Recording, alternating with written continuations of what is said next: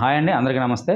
Welcome to Narayana Telugu television. So ఈ పెన్షన్ల పంపిణీ కార్యక్రమంలో భాగంగా పవన్ కళ్యాణ్ గారు, డిప్యూటీ సీఎం పవన్ కళ్యాణ్ గారు, జనసేన అధ్యక్షుడు సంచలన వ్యాఖ్యలు చేశారు వాలంటీర్ల గురించి.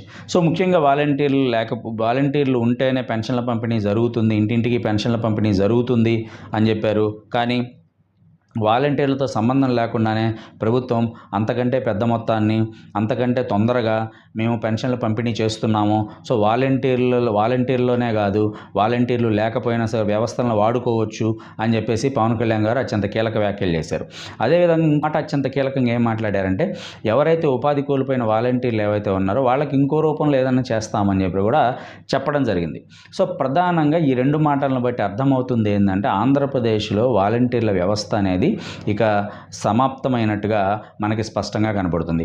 వాలంటీర్ల స్థానంలో సచివాలయ ఉద్యోగుల్ని కూటమి ప్రభుత్వం అనేది వాడుకోబోతుంది అనేది మాత్రం చాలా క్లియర్గా ఉంది. అయితే ఇక్కడ అత్యంత కీలకమైన అంశం ఏంటంటే, వాలంటీర్లు లేకపోయినా పెన్షన్లు పంపిణీ చేయొచ్చు.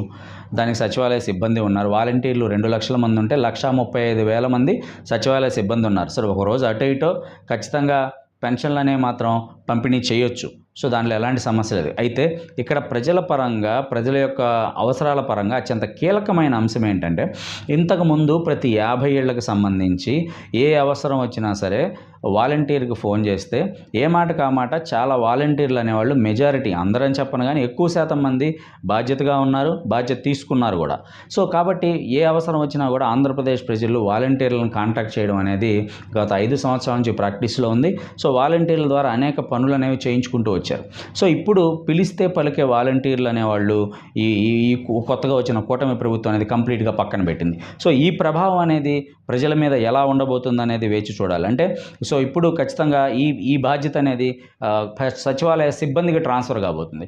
సచివాలయ సిబ్బంది అనేవాళ్ళు ప్రభుత్వ ఉద్యోగులు, వాళ్ళు ప్రజలకి ఎంత ఓపికతోటి, ఎంత ప్రేమతోటి సమాధానం చెప్తారనేది అత్యంత కీలకంగా మారిపోతుంది. సో పెన్షన్లు అనేవి లేదా సంక్షేమ పథకాలు అనేవి ఎవరైనా పంచవచ్చు, దానిలో సమస్య లేదు. కానీ ఇక్కడ అత్యంతంగా ఆంధ్రప్రదేశ్లో గత 5 సంవత్సరాల నుంచి జరిగింది ఏంటి అంటే, ఈ ప్రతి 50 ఏళ్ళకి 60 ఏళ్ళకి ఒక వాలంటీర్ ఉండటం వల్ల ఏ అవసరం వచ్చినా సరే మెజారిటీ ఆఫ్ వాలంటీర్లు అనేవాళ్ళు స్పందించారు.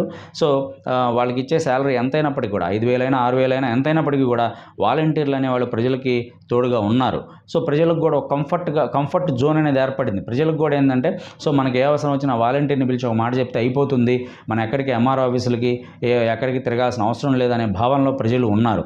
సో ఈ రోజున ఆ స్థాయిలో సచివాలయ ఉద్యోగులు స్పందిస్తారా, ఆ స్థాయిలో సచివాలయ ఉద్యోగులు బాధ్యత తీసుకుంటారా అనేది వేచి చూడాల్సిన అంశం. నిజంగా సచివాలయ ఉద్యోగులు ఆ స్థాయిలో బాధ్యత తీసుకుంటే మాత్రం వెల్ అండ్ గుడ్, దానిలో ఇంకా ప్రశంసించాల్సింది. ఎందుకంటే ఖచ్చితంగా వాలంటీర్లని సచివాలయ ఉద్యోగులు రీప్లేస్ చేస్తారు. కానీ ఆ స్థాయిలో సచివాలయ ఉద్యోగులు కనుక స్పందించకపోతే, ఆ స్థాయిలో సచివాలయ ఉద్యోగులు కనుక వాలంటీర్ల స్థానంలోకి వచ్చి బాధ్యత తీసుకోపోతే కనుక ఖచ్చితంగా కూటమికి ఇబ్బంది ఏర్పడే అవకాశం ఉంది. సో ఈ విషయంలో కొంచెం కూటమి యొక్క నేతలు కానీ, ముఖ్యమంత్రి చంద్రబాబు నాయుడు గారు కానీ, డిప్యూటీ సీఎం పవన్ కళ్యాణ్ కానీ ఆలోచన చేయాల్సిన అవసరం అయితే ఖచ్చితంగా ఉంది. Thank you very much.